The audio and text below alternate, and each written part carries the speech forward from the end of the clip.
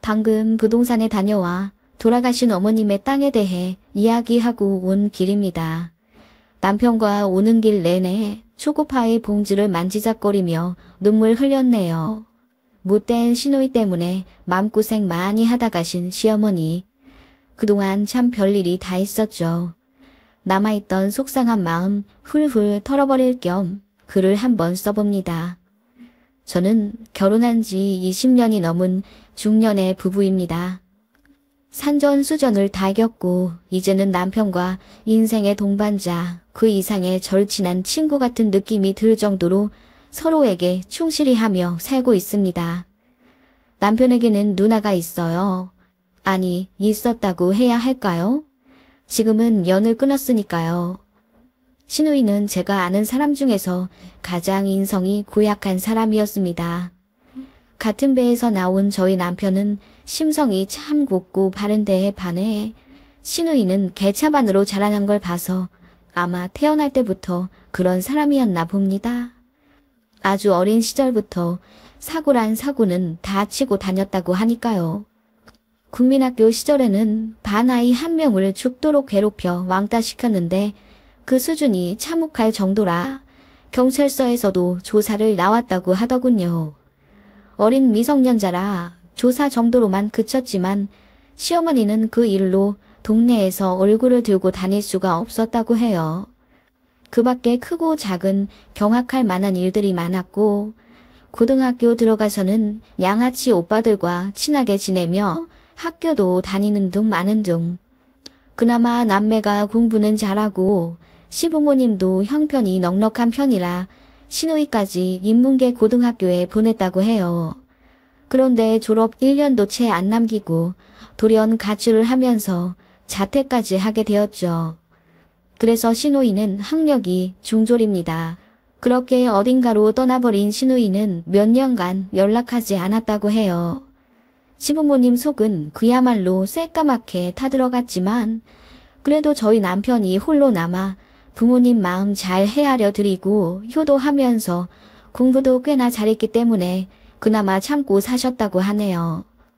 그렇게 저희 남편이 대학교에 들어갈 무렵 시누이가 돌연 찾아왔다고 해요. 물어보진 않았지만 행색으로 보아 어떤 일을 하며 살아왔는지 짐작이 갈 정도였다고 해요. 아마 술집에서 일했으려니 했지만 가족들 모두 자세히 묻지 않고 돌아와 준 것에 감사하며 안아주었다고 합니다. 그치만 신우는 가족이 그리워 돌아온 것이 아니었다고 해요. 남동생이 대학에 갔다는 소식을 듣고 온 거였어요. 이유는 돈이었죠. 엄마, 형철이한테 등록금 대준 만큼 나한테도 주면 안 돼요? 나도 공부 잘했으면 벌써 대학 들어갔을 텐데. 어차피 나한테 줄 돈이었잖아.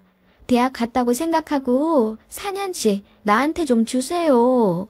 나 대학교 안 가고도 인생 공부 많이 했어. 무슨 말이니 그게. 대학도 안 갔는데 등록금을 달라니. 차라리 집에 들어앉아서 검정고시 치고 진짜 대학교 들어가면 엄마 아빠가 내줄란다. 그게 아니면 한 푼도 못 줘. 뭐라고? 그러고도 엄마가 내 엄마야? 형철이만 자식이지? 그래, 나 나갈게. 딸 하나 없는 셈 쳐. 정말 왜 그러니? 왜 이렇게 부모 속을 썩여? 우리가 뭘 잘못했니 너에게? 말 좀 해봐. 왜 이렇게 엇나가는 거야? 모르겠고 돈이나 좀 줘. 나 옷가게 하나 차리려니까. 뭐? 옷가게? 그렇게 시누이는 반강제로 집에서 돈을 뜯어내서 옷가게를 하나 차렸다고 하더라고요. 그런데 그 파는 옷들이 죄다 유흥업 종사자들 옷, 흔히 말해 홀복이었나 보더라고요. 돌아와서 집 근처에다 그런 걸 차리니 동네 사람들은 또 수근거리기 일쑤였고 시부모님과 시누이는 마찰이 정말 많았다고 해요. 아무래도 밖에서 생활하다가 돈도 떨어지고 일도 하기 싫으니 집에 들어온 것 같은데 집에 와서는 손 하나 까딱 안 하고 어머님이 차려주는 밥 먹으며 옷가게 나가고 그마저도 수익이 전혀 나지 않으니 또 시아버님께 돈 달라고 깽판치고 언성이 높아지면 시누이가 집안 물건을 다 던지고 부셨다고 해요. 어느 날은 정말 위험한 행동까지 하며 119도 불렀다고. 그 정도로 막 나가는 시누였고 시어머니는 눈물이 마를 새가 없었답니다. 시아버지도 너무 스트레스 받으셨는지 안 드시던 술을 매일같이 드시다가 시누이가 집에 돌아온 지 5년 만에 갑자기 돌아가셨다고 해요. 사이는 심장마비였지만 모든 친척들이 신우를 향해 손가락질했고 아빠 죽인 년이라며 울부짖었어요. 저희 엄마만 신우를 감싸줄 뿐이셨죠. 내가 아니면 누가 널 감싸니? 이제라도 정신 차리고 서로 기대면서 같이 잘 살자. 시어머니는 울면서 신우에게 말했지만 신우에게 씨알도 안 먹혔다고 해요. 누나, 이제 정신 차리고 뒤늦게 공부라도 하든지 해. 나도 곧 취직할 거니까 내가 누나 공부 뒷바라지 할게. 요즘은 조금 늦는다고 흠도 아니래. 공무원이라도 하자. 월급은 적지만 그래도 괜찮을 거야. 누나 결혼도 해야지 이제. 어죽자는 걱정할 거면 돈으로라도 내놔. 안 그래도 잘난 게 어디서 잘난 척하고 있어. 신우는 그렇게 남편이 몇 번이나 걷는 손을 뿌리쳤고 집을 나갔다 들어왔다 하며 망나니처럼 살았다네요. 그리고 아버님이 돌아가신 지 1년 후 신우가 집을 탈탈 털어 시아버지 부조금으로 들어온 2,100만 원과 시아버님 차키와 땅 문서를 가지고 야반도주를 했다네요. 그 땅은 지금의 경기도 하남시 미사 쪽이었고 신우가 가져간 땅의 시가는 현재로 따지면 거의 30억은 되는 수준입니다. 그 큰 돈을 가져가서 잠적해버린 신우 때문에 시어머니는 머리를 싸매고 알아 누우셨습니다. 그때는 남편도 너무 분노해서 경찰 신고도 했는데 가족이라는 이유로 접수조차 안 되었다고 하네요. 당신은 그랬나 봐요. 그렇게 한순간에 많은 재산을 잃은 시어머니는 시아버지가 남기신 연금과 집 하나만 겨우 붙들게 되셨어요. 그때 저는 남편과 연애 중이었고 곧 결혼할 생각이었는데 시어머님이 땅 일부를 팔아 저희 신혼집을 해주려고 하셨거든요. 그런데 어머님 계획이 다 틀어져 버리니 엄청 속상해 하시더라고요. 저는 그런 시어머님께 다 괜찮다고 혹시 괜찮으시면 저희가 어머님을 모시고 살아도 되겠냐고 여쭸어요. 지금 생각하면 파격적이지만 저는 그때도 어머님이 너무 좋았습니다. 워낙 인자하시고 성품이 고우셨어요. 저를 정말 많이 아껴주셨고요. 그래서 남자친구의 어머니라는 생각보다는 제 돌아가신 엄마 같다는 생각이 들었어요.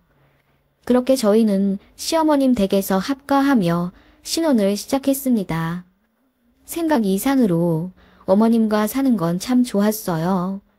맛있는 거, 좋은 곳 모두 함께 하면서 어머님도 잃었던 웃음을 되찾으셨죠.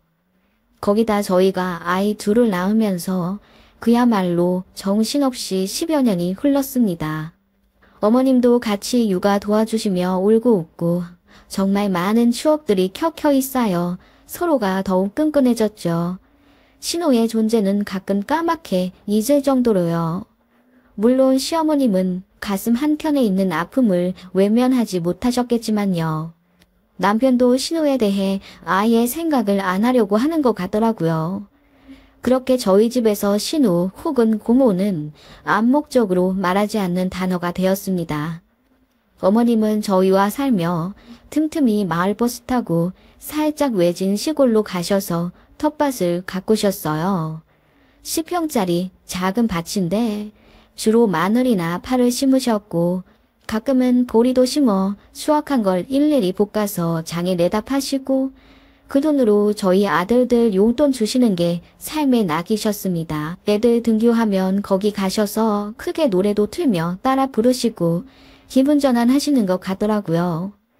그 사이 우리 아들들은 다 커서 듬직해졌고 시어머니는 그 사이 많이 늙으셨습니다. 어느 날 어머님이 제 손을 잡으며 그동안 늙은이 챙겨주느라 고생 많이 했다고 하시더군요.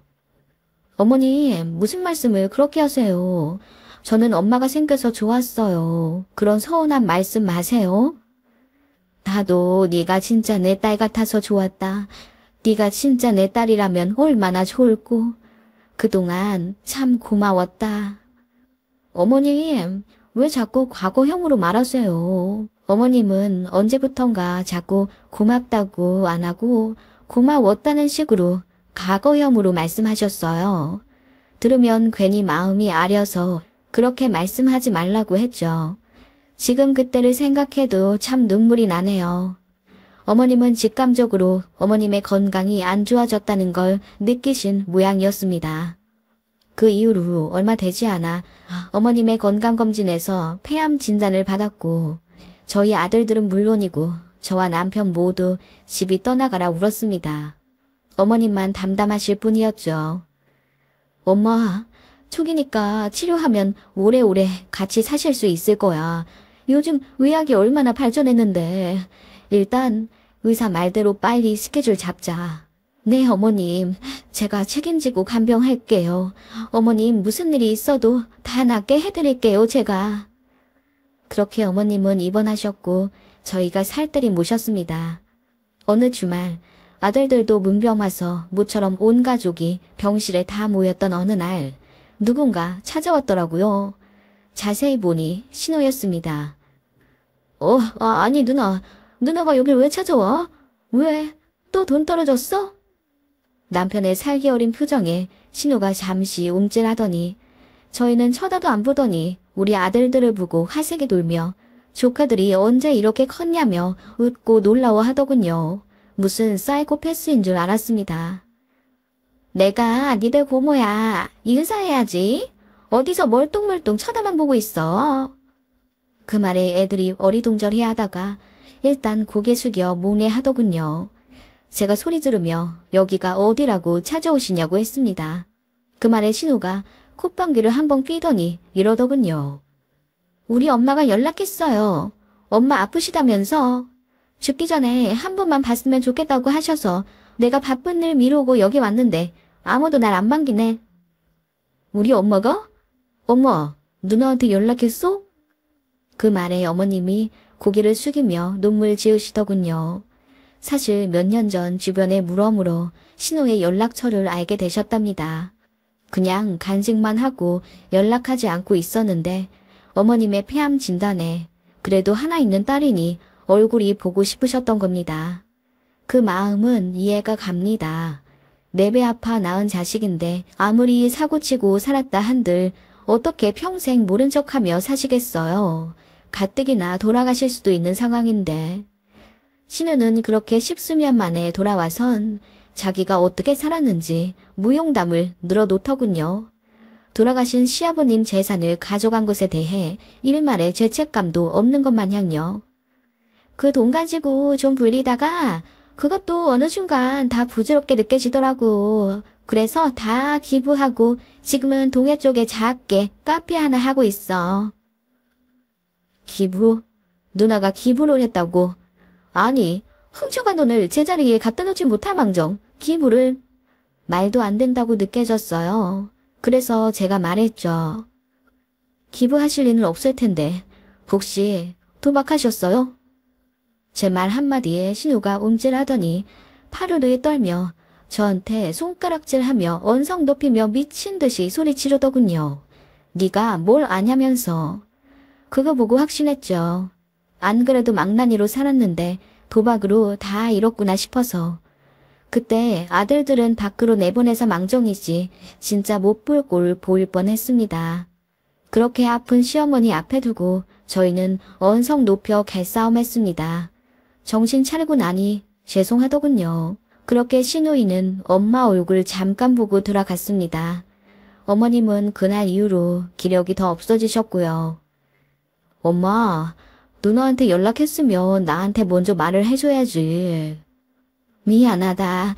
그래도 정신 좀 차린 줄 알았는데 여전히 그 모양으로 살았나 보구나. 내가 미안하다. 아니야, 엄마. 엄마 마음 이해해. 네, 어머님. 저도 이해해요. 치료에만 열중하세요. 어머님은 저희에게 미안하다며 오셨어요. 그렇게 어머님이 입퇴원을 반복하며 치료에 열중하는 동안 신우는 툭하면 찾아오곤 했습니다. 저희 집까지 따라와서 장롱도 열어보고 제 화장품도 샅샅이 살펴보더군요. 제가 남의 물건 그렇게 뒤지지 말라고 했더니 갑자기 제 머리채를 잡더군요. 그 바람에 한순간에 집이 아수라장이 되었고 남편이 급히 막아 심한 몸싸움까지는 안 가게 되었습니다. 미친 거 아니에요. 뭘 잘했다고 내 머리채를 잡기는. 저도 열받아서 지지 않고 한 소리 했고 신우는 특유의 독한 살기로 저를 죽일 듯이 노려보며 제가 까분다고 하더군요. 정말 구제불능 그 자체였습니다. 신우는 아마 저희가 얼마나 돈을 모아놨는지 궁금했겠죠. 저희 남편이 대기업 다닌 지 오래되었고 평수도 꽤 넓으니 비빌만 하다고 생각했나 보더라고요. 시어머니도 그런 신우에게 질릴 대로 질려 이제 그만 찾아오라고 했더니 신우가 울부짖으며 이제 정말 딸 안 볼 거냐고 난리치더군요. 그러더니 하는 말. 엄마 돌아가시면 또 아들네만 유산 다 가질 거 아니야. 아빠가 남긴 집 어딨어? 여기로 이사 오면서 그 집 팔았어? 그 집이라도 나 줘. 그러면 내가 더 이상 안 나타나고 살다가 엄마 장례식장에만 조용히 갈게. 뭐? 너 어떻게 말을 그렇게 하냐? 네가 그러고도 사람이냐? 저희가 모두 놀라 입을 틀어막을 정도로 신우는 그 뚫린 입으로 그야말로 패륜을 저지르더군요. 신우는 편찮으신 시어머니의 건강은 안중에도 없고 처음부터 시아버지의 유산을 노리고 돌아온 거였습니다. 시어머니가 연락해서 엄마 품으로 돌아온 게 아니라 돈이 궁했던 거죠. 알고 보니 동해에서 카페 한다는 것도 그냥 작은 다방 하나 운영하다가 그마저도 밀린 카드값으로 다 경매에 넘어갔다고 해요. 유흥업 종사하면서 알게 된 언니 동생네들 전전하면서 그렇게 밑바닥 인생을 살다가 영 앞날이 안 보이던 차에 시어머님 연락을 받고 옳다구나 하고 돌아온 거였죠. 정말 기막히더라고요. 어떻게 사람이 이 정도일 수가 있는지. 시어머니는 편찮으신 그 몸을 쥐어짜내 소리를 지르며 울부짖으셨습니다. 제발 정신 좀 차리고 제대로 살으라고. 하나 있는 남동생네한테 패를 끼쳐줘야 되겠냐고 우셨어요. 그 모습에도 눈 깜짝 안 하는 괴물 같은 신우였습니다. 시어머니는 너 같은 것한테 돈 한 푼 물려줄 수 없다고 했고 신우는 그 말에 그야말로 집을 뒤집어 놓듯이 하다가 남편이 경찰에 신고한다는 말에 기겁하며 도망갔습니다. 그날 이후로 어머님의 병색은 점점 깊어졌고 어느새 숨도 잘 못 쉬셔서 인공호흡기에 의지하게 되셨어요. 치료도 별 차도도 없는 지경에 이르렀죠. 남편이 의사 만나서 신약 쓰게 해달라고 졸랐지만 연세가 많으셔서 위험이 높기 때문에 현재로서는 그냥 호스피스로 전원하는 수밖에 없다고 이야기를 들었습니다. 그렇게 어머님은 사실상 시한부 선고를 받으셨어요. 너무 안타깝더라고요. 어머님은 그저 하나 있는 딸 얼굴 한 번 보고 돌아가시고 싶으셨던 건데 더 심한 개차반이 되어 돌아올 줄 누가 알았겠습니까? 이건 저희도 예상 못했어요. 어머님이 어느 날 저희 손을 붙잡고 말씀하시더군요. 변호사 불러서 유언 공증 받을 거라고. 곰곰이 생각해 봤는데 그러지 않으면 신우가 또 망나니 같은 짓 할 거라고 하셨어요. 어머님은 수중에 현금이 1,000만 원 정도 있으셨고 소일거리 하시던 10평짜리 밭이 어머님 명의로 하나 있으셨습니다. 거기는 개발도 되지 않는 곳이고 버려진 야산 옆 자투리라 평당 20만 원도 안 된다고 하더군요. 그 밭과 어머님의 현금 1,000만 원 둘 중에 하나 고르라고 할 거라고 하시더군요. 신우는 당연히 1,000만 원 고르겠죠. 어머님은 그렇게 신우에게 1,000만 원 주고 아예 저희 쪽에 절대 연락 못하도록 법적으로 손을 써놓을 생각이셨나 보더라고요. 역시나 신우에게 물어봤더니 그깟 10평짜리 땅 받아서 뭐 하겠냐고 200만 원도 안 되는 거 받아봤자 귀찮기만 하다면서 1,000만 원 갖겠다고 신나서 대답하더라고요. 시어머니는 그렇게 신우 불러다가 변호사까지 모두 있는 앞에서 깔끔하게 공증 처리했습니다. 신우이가 1,000만 원 갖는 조건으로 장례식장에도 오지 말고 다시는 저희 쪽에 연락하지 않는다. 연락하면 1,000만 원 뱉어야 한다는 조항을 법적으로 잘 꾸며내서 서류를 작성했어요. 시어머님은 신우를 보며 말씀하셨습니다. 난 이제 널 내 자식으로 생각 안 하기로 했다. 신우는 그 말에 별 타격도 없었는지 서류만 챙기고 떠났습니다. 그렇게 있는 힘을 다해 처리하신 어머님은 기력이 다하셨는지 그날부로 급속도로 몸이 안 좋아지셨어요. 시어머님 손을 잡고 울고 있는데 어머님이 저더러 이리 오라고 하시더니 귓속말을 하시더군요. 내가 죽고 나면 그 밭을 잘 살펴보거라. 어머님은 그렇게 의미심장한 말씀을 남기시고 한 달 조금 넘게 고생하시다가 눈이 펑펑 오던 어느 날 주무시듯 돌아가셨습니다. 저희 가족 모두 너무나 힘든 상을 치렀고 많은 사람들의 위로를 받아 겨우 마음을 추스렸어요. 신우에게는 어머님 돌아가셨다는 이야기를 알리지 않았습니다. 그래서 장례식장에도 안 왔죠. 어머님이 정말 원하셨던 걸까요? 아마도 정신 차리고 진심으로 반성해서 사람이 된 후에 장례식장에 찾아와 엄마의 부재를 느끼며 울길 바라셨겠죠.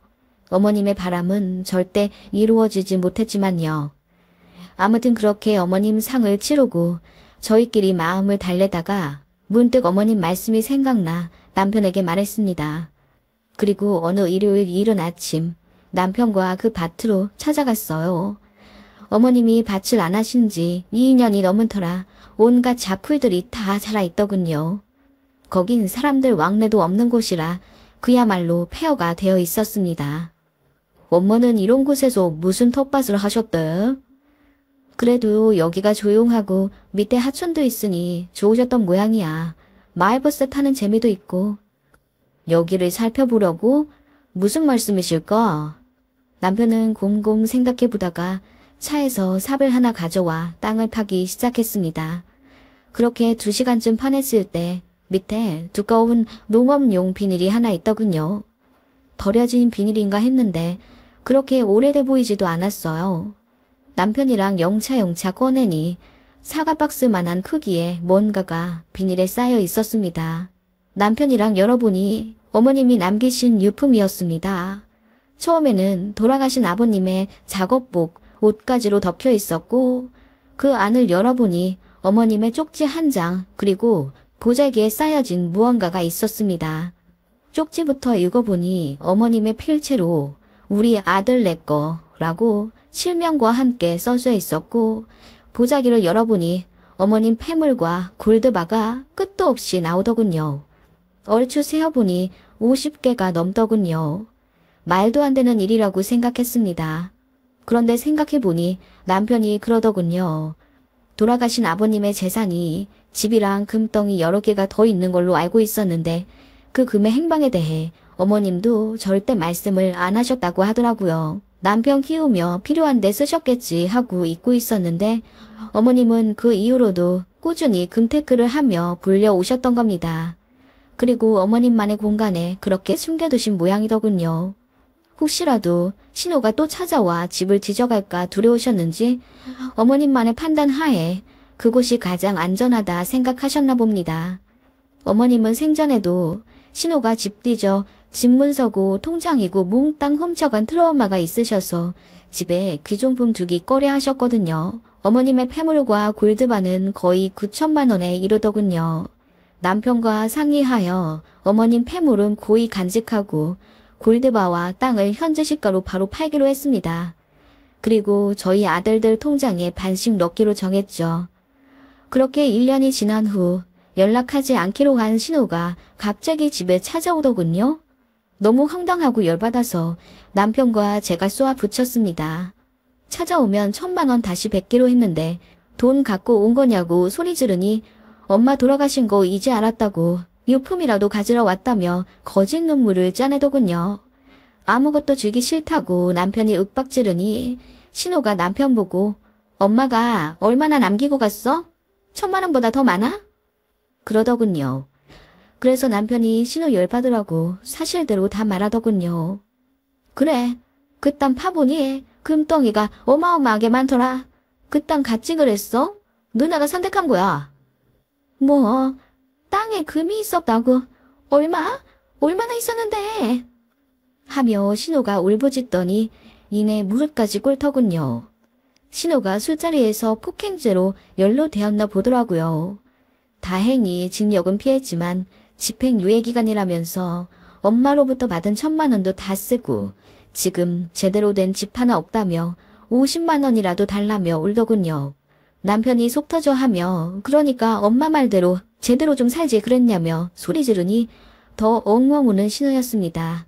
어차피 돌아가신 어머님 모시고 산 건 저희였기에 신호에게 더 이상 유산 상속의 권한은 없거든요. 일목요연하게 남편이 설명해주니 그야말로 석고대죄하며 지난날이 후회된다고 울더군요. 엄마한테 못한 게 너무 후회된다며 엉엉 울기 시작하는데 남편은 신호에게 꺼지라고 소리치며 지금 안 나가면 경찰에 신고한다고 했어요.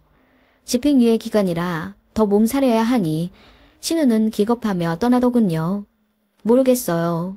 그제야 불효한 게 후회되었을까요? 남편은 한 번 더 오면 정말 가만두지 않을 거라고 했고 신우가 그 이후로는 어디서 뭘 하는지 모릅니다. 남편도 아예 정을 떼버린 듯 했고요. 아무튼 그 땅 일로 오늘 부동산에 다녀온 겁니다. 어차피 내놓아도 팔리지도 않을 땅이라 그 근처 사는 홀로 되신 노인분께 경작권을 넘기고 왔어요. 그분은 형편도 안 좋으시고 자식들도 다 찾아오지 않는 외로우신 분이셨는데 텃밭 가꾸는 재미로 사셨다고 하더라고요. 그런데 그 텃밭 하나마저 시에서 경고가 들어와 모두 뽑게 되었고 그 사정을 알게 되신 동네 부동산과 어찌어찌 연이 다 저희 남편이 그 할머니께 경작해도 된다고 말씀드린 겁니다. 할머니는 너무 좋아하셨고 주민센터에서 받은 초코파이 2개를 저희에게 주시더군요. 안 받으려다가 그 마음을 거절할 수가 없어서 받았습니다. 그렇게 많은 일들이 정리가 되었네요. 신우이로부터 더 이상 연락 오지 않아 속이 후련하고요. 이 이야기를 주변에 하면 다들 경악합니다. 신우가 어쩜 그러냐고. 네, 그런 사람도 있더군요. 자식이라고 다 같은 자식 아니네요. 마음고생하신 시부모님이 참 안타까울 뿐입니다. 신우가 정신 차릴까요? 아니겠죠. 아무튼 저희는 곧 이사갈 계획이고요. 남편은 신우가 저희 정부를 열람하지 못하게 처리할 거라고 하더군요. 이젠 다 큰 아들들한테 혹여 티끌 만큼이라도 신경 쓰이는 일이 생길까 봐요. 정말 별사람 다 있지만 제일 가까운 데서 이런 막장 인간을 보니 황당합니다. 집 팔자 지가 본다는 말도 생각나고요.